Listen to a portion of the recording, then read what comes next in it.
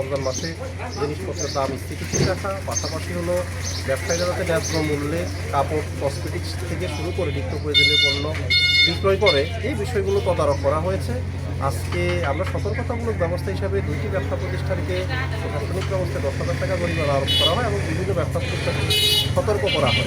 অসাধু সিন্ডিকেট আছে কিনা, তারা অনৈতিক বা অযৌক্তিক দাম নিচ্ছে কিনা প্রোডাক্টের, সেগুলো আমরা চেক করছি। এমআরপি ঠিক আছে কিনা, বিভিন্ন ভোগ্য পণ্যের দামের তফাৎটা দেখছি আমরা। সর্বোচ্চ খুচরা রেট সেটা ঠিক আছে কিনা, সেটা আমরা চেক করছি। এছাড়াও মেয়াদ, মূল উদ্দেশ্য হচ্ছে মেয়াদটা চেক করা, যে খাবারটা মেয়াদ উত্তীর্ণ হয়েছে কিনা বা ওটার মেয়াদ আছে কিনা, ভেজাল পণ্য আছে কিনা সেটাও আমরা দেখছি, বিভিন্ন ধরনের কেমিক্যাল ইউজ হয় কিনা। বুঝলেন কি একটু বলেন? এটা হচ্ছে আপনার একদম নীল একটা দ্রবণ আসছে। কি লিখছে?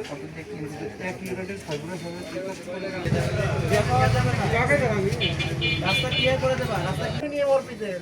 এটা কি বাজারে বিক্রি করার জন্য না এটা তাদের রেশনে? সংবিধান কম লোক দেখা যায়, বেশি লোক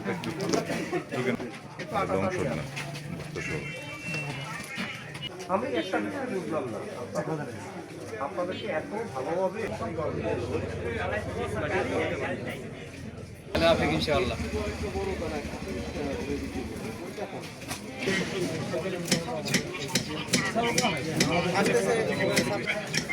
এইটা মেয়াদ আছে, একটা বছর যাচ্ছে আমাকে মেয়াদ আছে।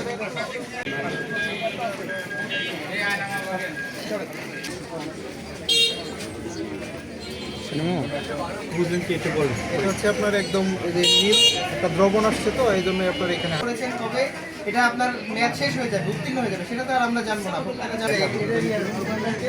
না না না, আমি ওখানে কাজ করি, ওখানে একটু করলে স্যার ভালোই। নিয়ে আসুন।